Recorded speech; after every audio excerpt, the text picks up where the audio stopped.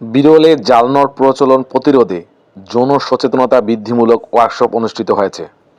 Bangladesh bank রংপুরের আয়োজনে মঙ্গলবার সকালে বিরল উপজেলা পরিষদ অডিটোরিয়ামে সোনালী ব্যাংক পিএলসি বিরল শাখা দিনাজপুরের সার্বিক সহযোগিতায় অনুষ্ঠানে প্রধান অতিথি হিসেবে উপস্থিত ছিলেন উপজেলা নির্বাহী অফিসার ইশতিয়াক আহমেদ।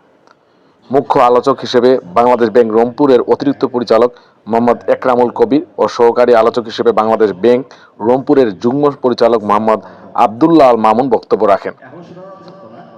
সোনালী bank PLC principal office Dinajpur নর্থের deputy general manager Mohammad Badrul আলমের সভাপতিত্বে বিশেষ অতিথি হিসেবে উপস্থিত ছিলেন Sonali bank PLC principal office Dinajpur নর্থের assistant general manager Mohammad Masud Alam ও সোনালী ব্যাংক পিএলসি বিরল শাখা দিনাজপুরের শাখা ম্যানেজার ও প্রিন্সিপাল অফিসার মোহাম্মদ মমিনুর রহমান।